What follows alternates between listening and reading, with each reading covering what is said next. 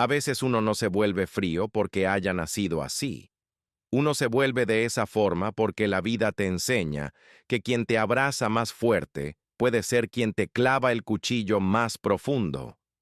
Y lo peor de la traición es que no viene de un enemigo. Viene de quien comió en tu mesa, de quien se rió contigo como si fueran hermanos.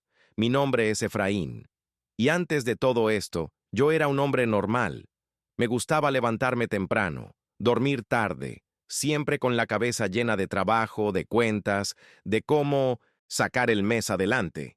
Yo era dueño de una tienda de abarrotes, pequeña, nada del otro mundo, pero la levanté con mis propias manos, con ahorros que guardé durante años mientras trabajaba en una fábrica. La tienda fue creciendo poco a poco. No éramos ricos, pero tampoco nos faltaba nada. Mi esposa Mariana, mis dos hijos Brandon y Camila, teníamos estabilidad, y eso, en un barrio como aquel, a veces se vuelve motivo de incomodidad, de miradas raras. Yo atendía todo al principio. Surtía, barría, acomodaba. Me daba vergüenza que mi tienda se veía miserable al lado de otras, pero nunca le agaché la cabeza a nadie. Se corrió la voz de que yo no era abusivo con los precios, que el pan siempre estaba fresco, que era amable. El negocio creció, y con él se me vino el trabajo encima. Necesitaba contratar a alguien, pero en un lugar donde hay mucha pobreza, también hay mucha malicia. No podía contratar a cualquiera. Fue entonces cuando pensé en Fabián, mi mejor amigo, amigo de años, prácticamente mi hermano. Fabián vivía a 2 casas de la mía.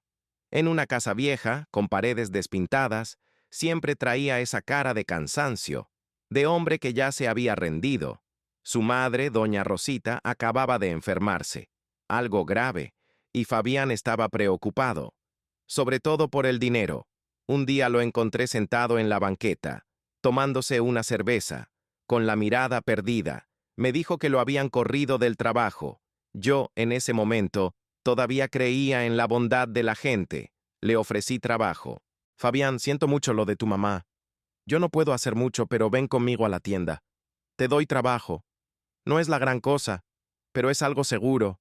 Si después te sale algo mejor, no hay problema. Tú eres mi amigo. Fabián se levantó. Me abrazó fuerte, demasiado fuerte. Y así empezamos a trabajar juntos.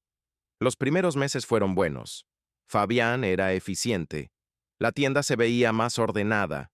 Yo podía descansar un poco. Mi esposa estaba contenta porque me veía llegar más temprano, pero empecé a notar detalles, pequeños, casi imperceptibles. Fabián se quedaba viendo la caja registradora cuando yo contaba billetes. No de reojo, fijamente, como si estuviera memorizando cada movimiento de mis manos. Me lanzaba comentarios. Hoy sí te fue bien, ¿verdad, amigo? Ojalá algún día yo también pueda tener esas pacotas de billetes. Tú ya ni te preocupas por dinero. Ya tienes la vida resuelta. Yo me reía. Pensaba que era broma, pero había algo en su voz, algo que no encajaba del todo. Un día Mariana me dijo algo extraño. Efraín, ¿por qué Fabián le pregunta tanto a los clientes? Ayer lo vi hablando con doña Lupita. Le preguntó si su hija ya había salido del hospital. ¿Cómo supo eso? Yo no le di importancia. Pensé que Fabián solo era amigable, que se estaba integrando al barrio. Otra tarde lo vi escribiendo algo en una libreta pequeña, negra, mientras atendía a don Chema. Cuando me acerqué, la guardó rápido en el bolsillo de su pantalón. Nada raro. Solo apuntando pendientes, me dijo. Yo asentí. No tenía razón para desconfiar. Mientras tanto, doña Rosita empeoró. Los desmayos eran más frecuentes. A veces no podía levantarse de la cama. Fabián empezó a faltar al trabajo. Tenía que cuidarla, ir al seguro, llevarla de urgencia en las madrugadas. Yo fui paciente, le dije que se acomodara, que la familia era primero, pero una tarde, casi al cerrar, Fabián llegó. Se quedó parado frente a mí, sin hacer nada. Traía los ojos rojos, como si hubiera llorado toda la tarde. Efraín, necesito hablar contigo. Me limpié las manos en el mandil. Me acerqué. Mi mamá está muy mal, Efraín. Necesita estudios que no le pueden hacer en el seguro. Medicinas que no hay. No nos alcanza el dinero. Necesito que me prestes. Solo tú me puedes ayudar. Le pregunté cuánto. La cantidad me sorprendió. Era mucho. Aunque podía prestárselo, yo me pondría en aprietos. Dame 2 días para conseguirlo, Fabián. Él frunció el ceño. Sí, amigo. No te preocupes. Si ahorita no la tienes, yo buscaré en otro lado. Pero luego agregó algo más. Lo que pasa es que los médicos programaron la cirugía de mi mamá para dentro de mes y medio. Nosotros la vemos muy mal. Sentimos que no va a durar. Por eso queremos que la operen antes. En otro lugar. Aunque tengamos que pagar. Efraín, yo sé que tú tienes dinero. He visto cuánto ganas. Por eso te pido, préstame también para la cirugía. Te aseguro que te vamos a devolver hasta el último centavo. Esta es la única salvación para mi madre. Por favor. Yo sabía que tenía que ponerle un alto. Fui directo. Fabián, te puedo prestar para los medicamentos. Pero para una cirugía, honestamente, es muy caro. No creo poder completar ese dinero. Además, todo mi dinero está invertido aquí. No puedo poner en riesgo el patrimonio de mi familia. Consulten en el banco. Uno de tus hermanos tiene 2 camionetas. Podrían vender una. Pero yo no soy quien puede ayudarles. Disculpa. Fabián se me quedó viendo, como si lo hubiera escupido en la cara. Yo sé que puedes, Efraín, pero no, quieres. Se fue sin despedirse. Al día siguiente, Fabián no llegó a trabajar. Tampoco al siguiente. Y entonces empezaron los cambios. Sutiles al principio. Doña Lupita, que siempre me compraba en las mañanas, dejó de saludarme cuando pasaba frente a la tienda. Solo bajaba la mirada y apresuraba el paso. Don Chema, que siempre se quedaba platicando conmigo un rato, empezó a comprar solo lo necesario, sin palabras de más, sin sonrisas. Yo no entendía. Pensé que era casualidad, que la gente estaba ocupada. Pero la semana siguiente, la señora Tere, que era muy platicadora, entró a la tienda, tomó un par de cosas y cuando le hablé, me ignoró. Como si yo no existiera. Sentí el aire extraño, pesado, como si algo invisible se estuviera moviendo en el barrio. Una mañana, mientras barría la entrada, escuché voces bajas en la esquina. Reconocí a don Chema hablando con otro vecino. Oí mi nombre, luego la palabra tacaño, luego algo sobre doña Rosita. Levanté la vista. Ellos se callaron, me miraron y siguieron caminando. Fue entonces cuando empecé a entender. Alguien estaba hablando de mí. Alguien estaba plantando una historia. Una semana después, llegó la ambulancia a casa de Fabián. Todos los vecinos salieron a ver. Yo también salí. Mariana me agarró del brazo, como diciéndome que no me metiera. Pero me quedé parado en mi puerta. Vi cómo subían a doña Rosita a la ambulancia. Fabián estaba llorando. Pero no era un llanto cualquiera. Era un llanto de rabia. Se me quedó viendo a lo lejos. Me sostuvo la mirada, como si me estuviera maldiciendo con los ojos.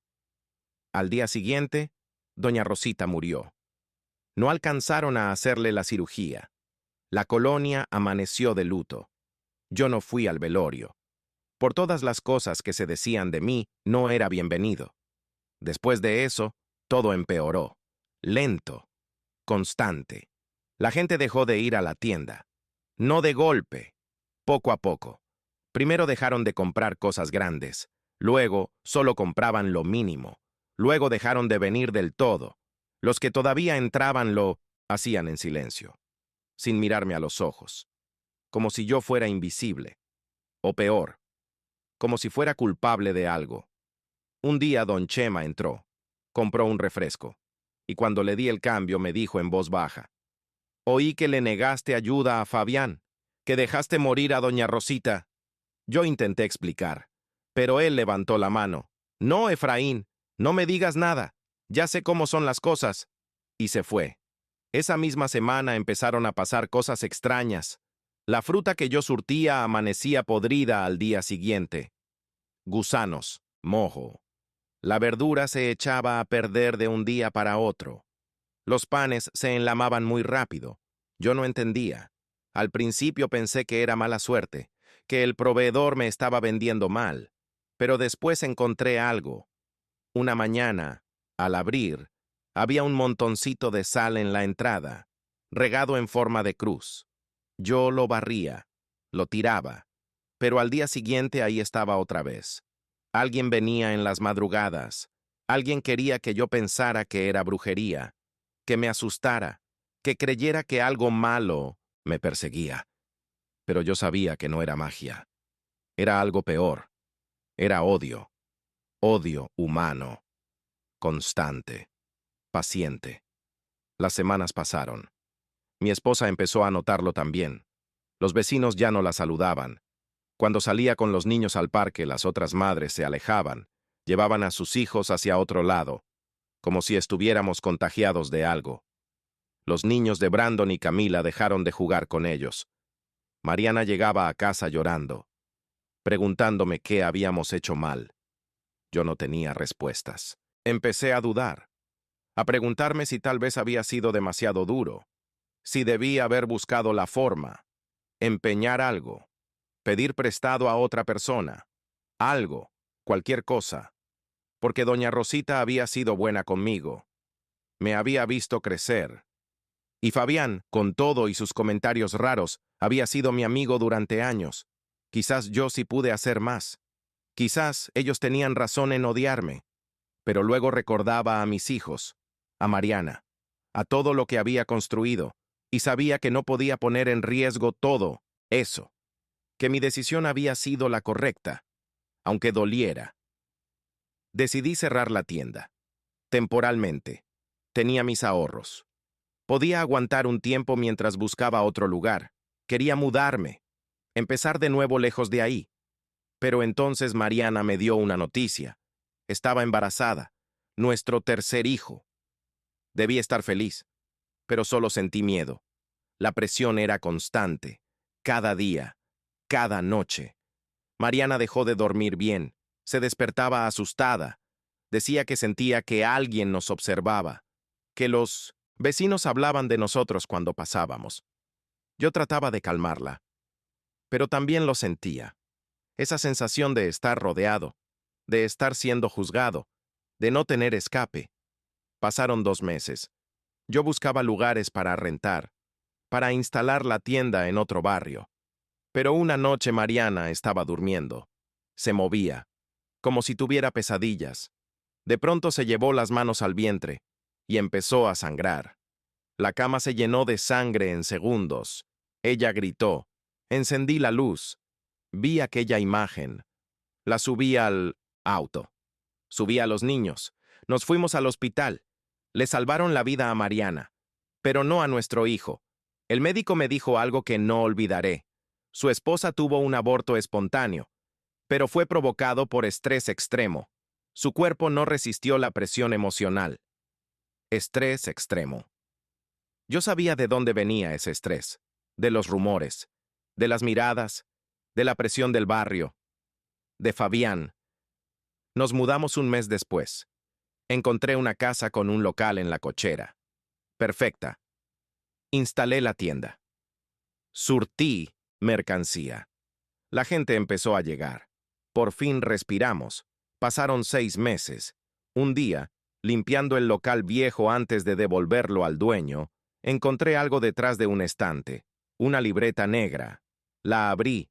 Adentro estaban los nombres de todos mis clientes. Doña Lupita, hija con cáncer, vulnerable. Don Chema, debe 3 meses de renta, fácil de convencer.